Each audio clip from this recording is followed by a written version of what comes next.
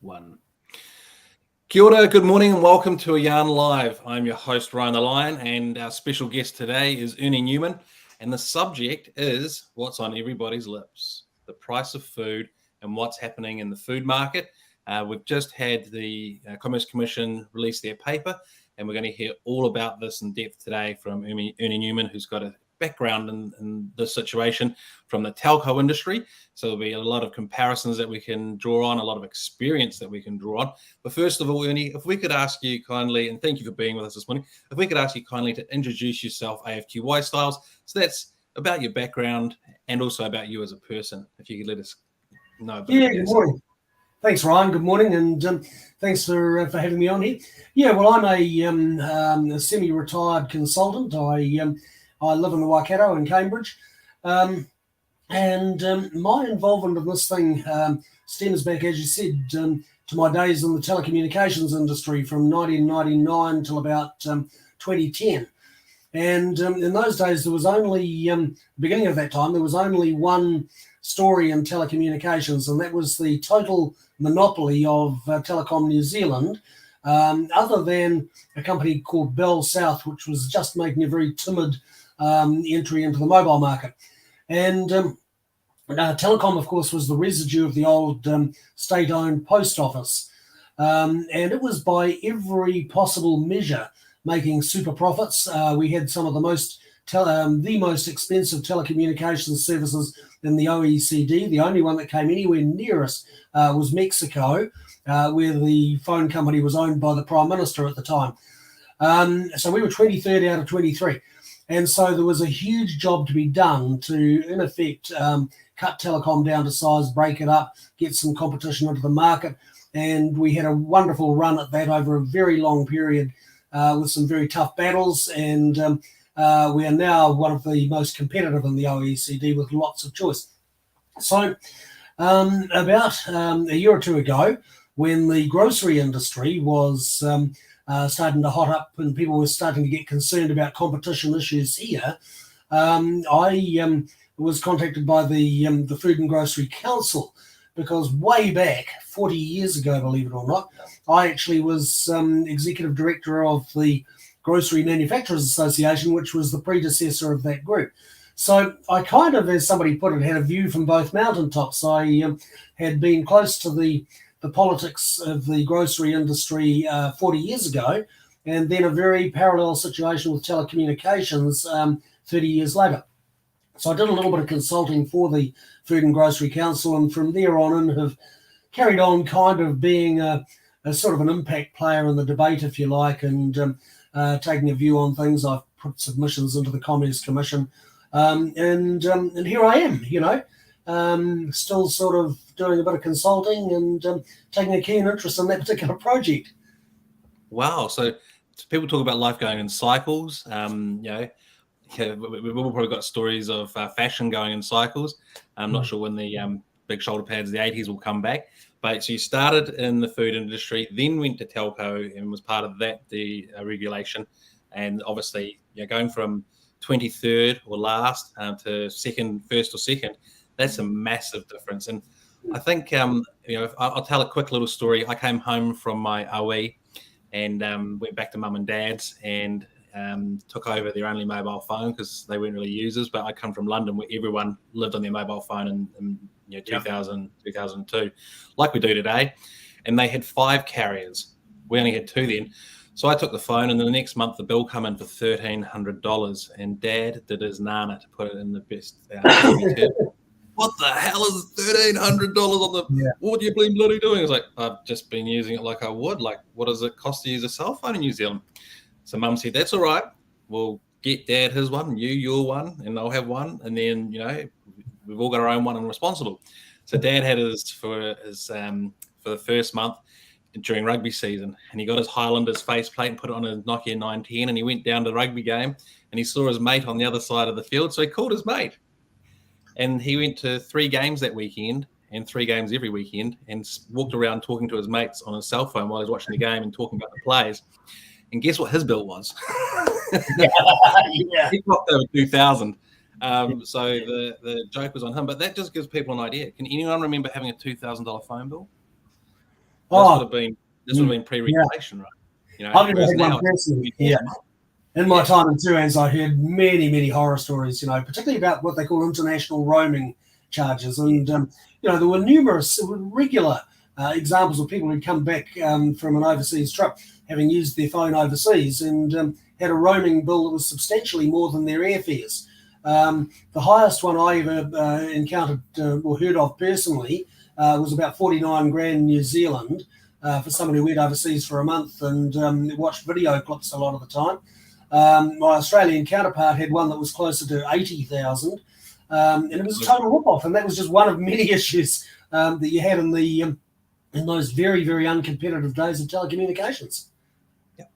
Well, we were just talking earlier about today's article written by Chris Keel, who I used to work with. He's an editor, and I was advertising sales when I was at Computer World, with Paul Brislin, who's in the Telecommunication Carriers Forum.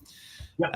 And I think Paul was the editor of Computer World at the time, because he was always writing about Vodafone and their billing. And there was I'm pretty sure it was a $79,000 bill shock for a guy that had gone overseas. And that was, I remember that article, I remember that price for some reason. So you're talking about the 80,000. I think it might be the same one. But yeah, it was just astronomical. But hey, look, we've got a pretty good shape of the telco industry, and as a good comparison, we've got some stats there in terms of my dad's phone bill, these roaming bill shocks. So now let's look at the current day problem, the one that we're here to discuss, which is the food industry.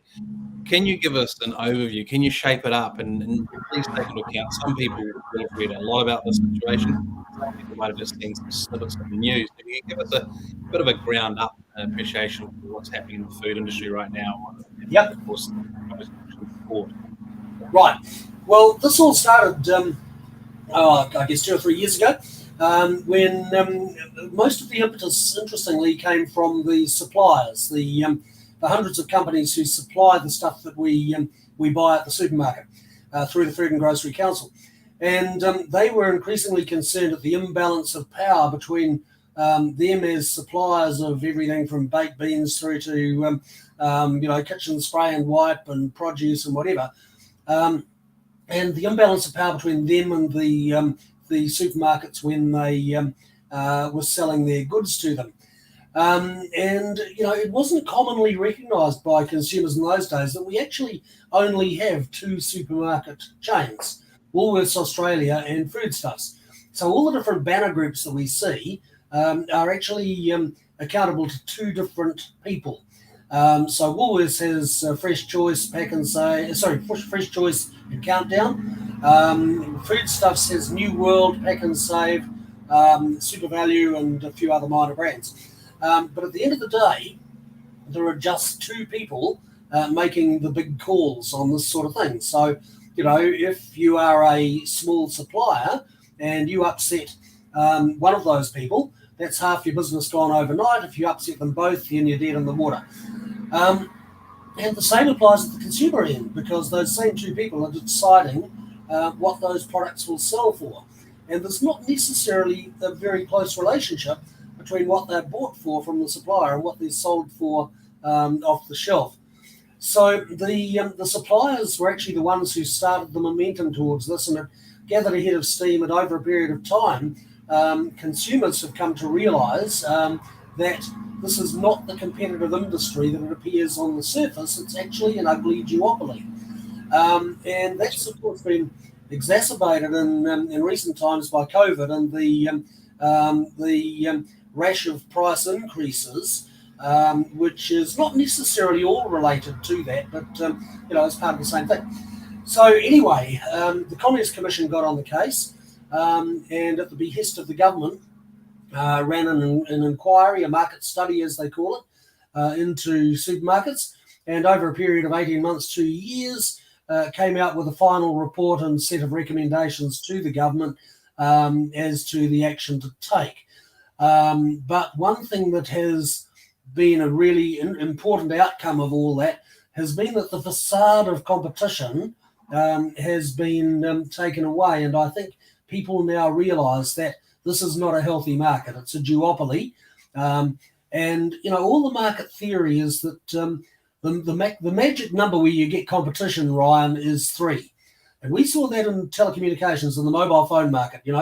We had Telecom and Vodafone for a very long time, and they just matched each other's pricing largely, and kept the pricing right at the top end with a whole lot of, really anti-consumer devices in there, because they just watched each other, and they'd obviously both worked out that it was better for them to retain their roughly 50-50 market share, rather than fight each other aggressively to switch to 45, 55 or whatever. So the prices just stayed up there. It's when you get a third entrant into the market, which we saw with 2 degrees, that all of a sudden that changes, because you can no longer get that kind of passive collusion that you do with 2. 3 is the magic number. So that, I think, is the missing link here. And, the warehouse tried to get into groceries on a large scale, I don't know, 15 years ago. Couldn't do it. Yeah. And that would have been the saviour for New Zealand had it worked. But that's the issue, that we have a duopoly. It's almost impossible to break. It has used all sorts of devices to maintain that duopolistic position. For example, land covenants are a wonderful one that people are starting to understand now that none of us had heard of a year ago. So if you open a new supermarket, you in a shopping centre, for example, you sign up a covenant decades long that says that that shopping centre owner will never allow another supermarket or a butcher shop or a fruit and vegetable shop or whatever in that supermarket, and therefore you retain a total monopoly over that particular site. You sign with, say, Woolworths or Countdown or New World, and you sign a 15-year covenant that you won't allow it to become one of the other competitors. Yeah, exactly. So the owners locked in to 15 years themselves, aren't they? Yeah, exactly. So, and it's not only in shopping centres, but there are hundreds of examples around the place where blocks of land have had covenants placed on them so that a new supermarket can't be established there. Where I live in Cambridge, there are sites where there could, in theory, be a competing supermarket come in, but it just doesn't happen. Let me understand this a little bit better. So I thought you were talking about, say I go and buy a block of land and put a supermarket on there, and I build on. I sign up with, let's just use New World. I sign up with New World. I thought you were saying that block of land there can only be New World for 15 years. I can't go and re-sign and swap over in a year's time to, say, Countdown. But You're talking about a block of land as in, like, suburbs. What is the block of land that you're referencing? Is that just the site that the supermarket's on, or all of the above? So whether it's shops, competing shops within the same mall, or whether it is a block of land that happens to be available somewhere that could be used for a supermarket, that the existing supermarket down the road has taken an interest in and slapped a covenant on so that the competing chain cannot get hold of it. There's all kinds of permutations of this. But the Commerce Commission, when they started delving into this, found around 200 covenants of that kind. And, they're there for no reason other than to stop a competitor coming into the market. So I'm still sort of can't believe what I'm hearing, in the sense that someone can go and put a covenant, which I assume is a legal thing, obviously a legal thing, that stops someone starting a business. Oh, absolutely. Yeah. I mean, a good parallel is in residential housing, for example. Sometimes you might sell a block of land, but you might put a covenant on it to say that you can't have anything other than a single-story house on it in perpetuity, or that so that you can't be built out. There are lots of examples of that kind, or developers will frequently put covenants on to say that this is going to be an upmarket snobby subdivision, so every house has to be at least $2 million. It's the same concept. It's putting a constraint on what can happen to that land in order to protect someone else's private interest, which in this case is the owner of the competing supermarket down the road. So And that's only one of the tracks.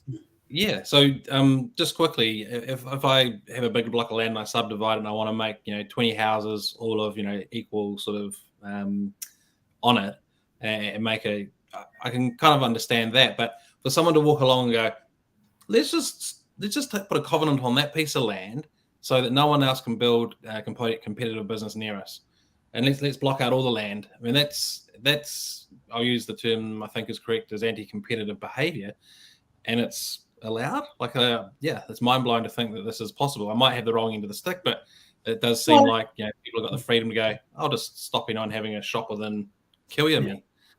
It is not illegal. It has not been illegal up until now, but it has also not been very visible up until now.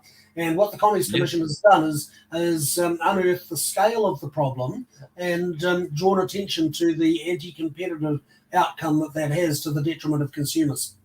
So if you're one of the two big companies that's continuing to make money, you're one of the two big companies that's got the money to afford to go and put covenants everywhere, or have a team of people that do it. That's their job, That's one of the things when in any industry, when organisations get to that scale, they have the deep pockets to be able to spend money on doing things. Lots of lawyers, Ryan.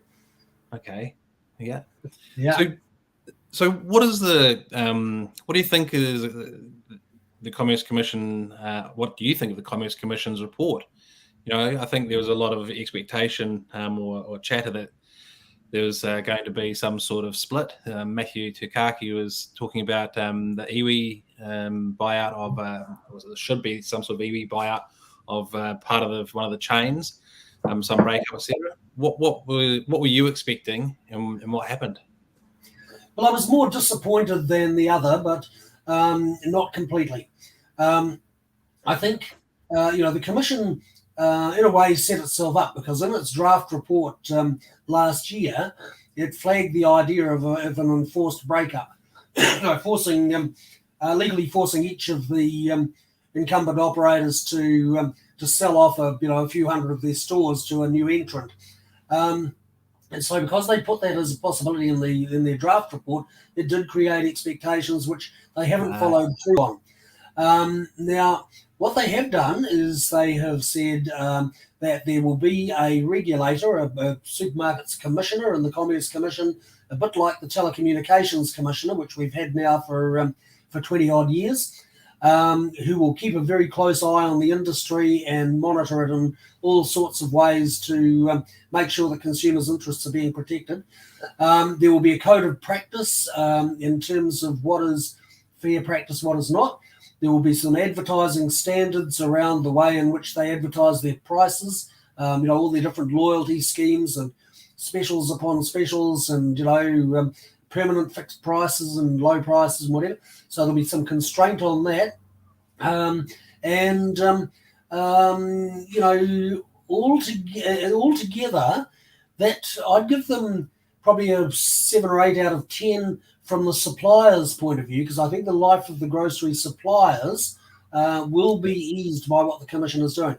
What it won't do immediately is do a lot for consumers. There will be some price monitoring, but there will not be any great power in the Commission.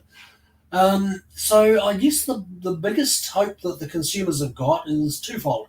In the short term, the fact that the industry is being monitored by a regulator all the time should put some kind of constraint on really anti-competitive behaviour. In the long term, there will be a review of this whole situation after 3 years. And I think you'll find that if in 3 years the behaviours haven't changed, then I think that's the moment at which the axe will fall. So a lot is going to depend on just how the supermarket chains react to the fact that they are now under the microscope in a way that they probably never would have dreamed of a year or two ago. So if I'm reading between the lines here, the Commerce Commission have said, sort your shit out or you'll force us to, but they haven't come in like they said they were going to in the draft report and look at a separation. So does that sort of indicate that between the draft and the final, that the minds were changed, or there's information that what is it saying? As information, my conclusions, as information changes, so too do my conclusions. What do you think happened with changing tack there from the draft to Yeah, that gets you into the realm of speculation. It could be. Well, I'll speculate. You summed it up really well in about 10 words there when you said, sort your shit out. The commission basically took, I think it was 619 pages to kind of say that in their report. But, what happened?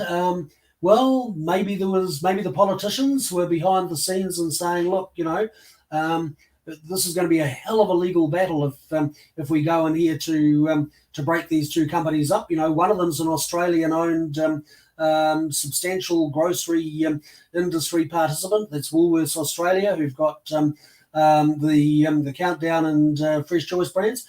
The other one is this very opaque thing called Foodstuffs, which is a wholesaler, a retailer, a property owner, a building owner, a marketer. It's all sorts of things. And it sort of kind of likes to present itself as, local people owning local stores. But, their finances are very, very difficult to understand. So it may well be that the commission decided that the breakup was just too hard. There would have been lawyers tied up. Can I jump in right there? Yeah. The commission decided it was too hard. And I'll add into this that it's a 3-year wait before anything else happens.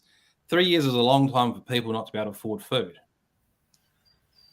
That's I agree more. I absolutely agree more with that.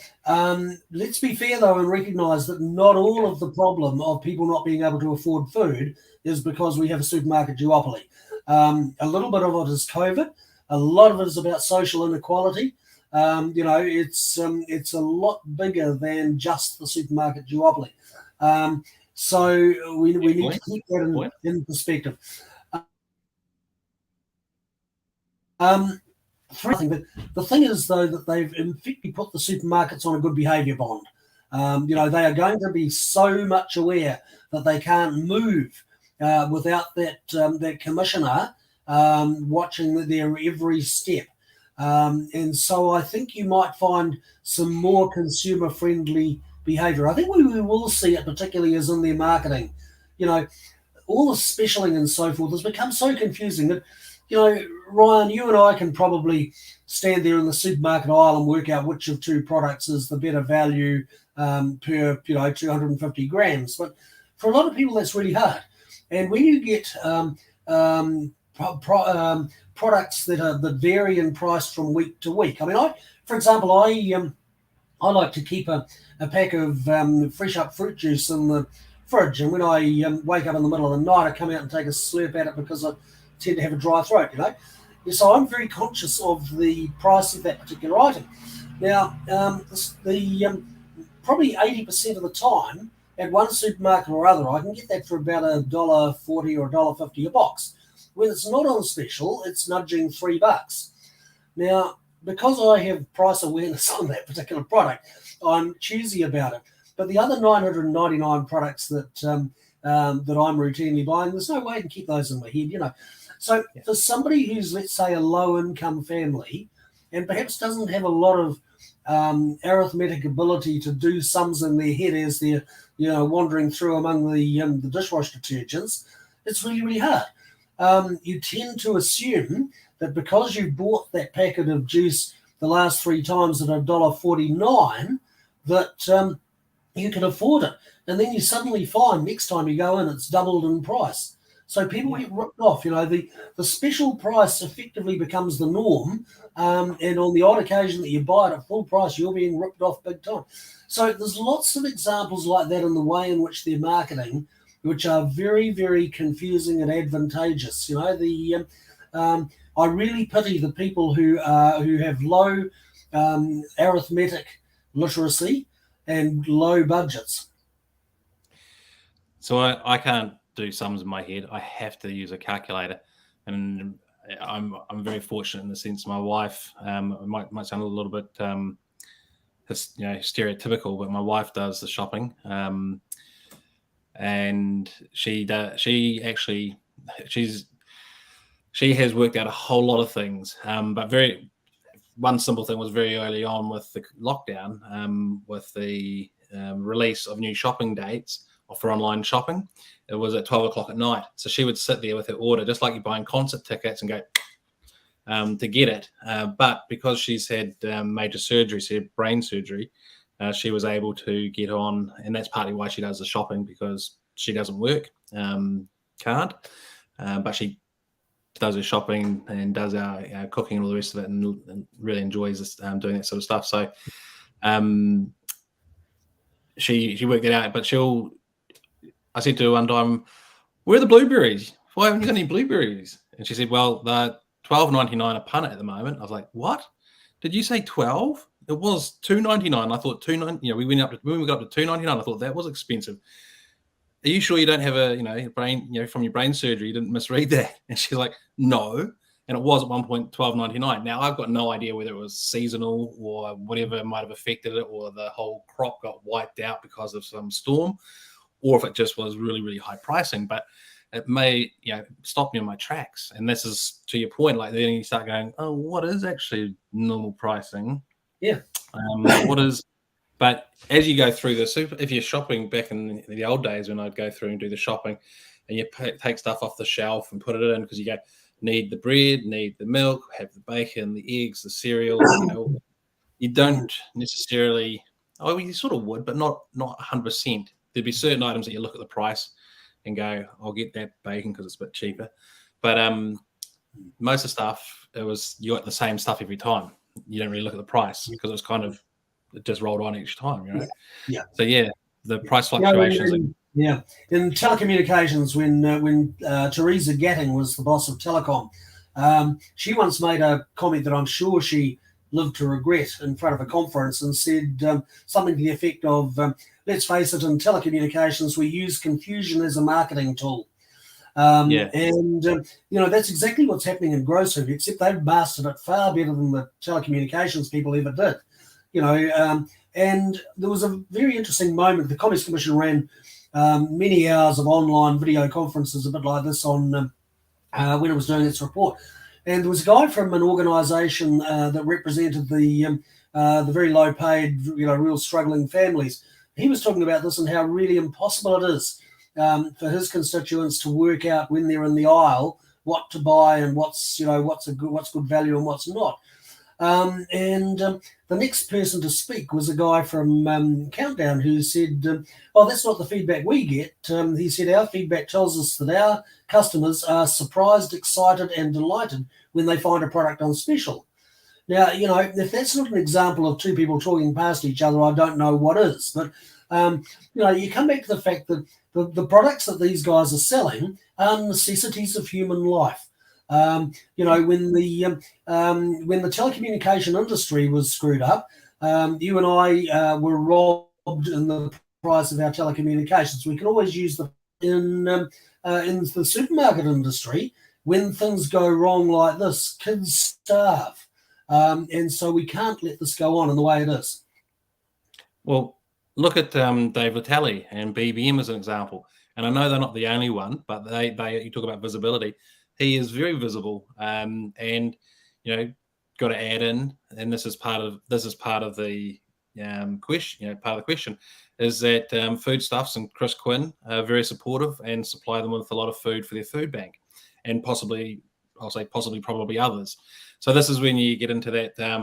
On one hand, groceries are bloody expensive, but the grocery companies are supplying the likes of BBM and other places with a lot of food free for their food. So that's kind of good. Oh, are they good or are they bad? And I think you've talked about the fact that there's all these different factors that come into it. And I think that's another important one to recognise. But yeah, talking about people starving, and of course this is also related to COVID and not being able to earn money. But the food banks have been absolutely smashed, and supposedly doesn't look to change. But we're just coming up on the end of the show, so I wanted to sort of give you the opportunity to have a little think about closing remarks. And if I could ask you to think about, if this is where we are now, where have we got to go? What's got to happen? You've talked about the situation where we're at, a whole range of different aspects within it, and the ComCom report regarding the fact that they've got a 3-year window to sort themselves out and that they're basically on watch. So what have we got to watch for over the next 6 months, the next 3 years? If you could share your final comments for everyone, that'd be much appreciated, Ernie. Yeah, well, the next 3 years are a kind of probationary period for the supermarkets. Again, coming back to Teresa Gatting, she made a wonderful comment after they were finally brought to heel by the Commerce Commission and said, this is the start of our new way of life. And it was. Now, the supermarkets, I think, can either have the start of their new way of life in 3 years' time, when that next review comes out, or they can start it now. Now, you mentioned Chris Quinn, Ryan. He's a really nice guy. I remember him from Telecommunications, as you do. And it's interesting that he's popped up again in the same. I know. But look, if foodstuffs are the key to this, if he takes this to heart and decides to re-engineer his business a little to make it more open, easier to understand, I think we will get the benefits a lot sooner than if they knuckle down and decide they're going to fend off regulation and breakups for as long as they can. Interesting to see just the last couple of days, the warehouse stating again that it might now be interested in coming back into the market.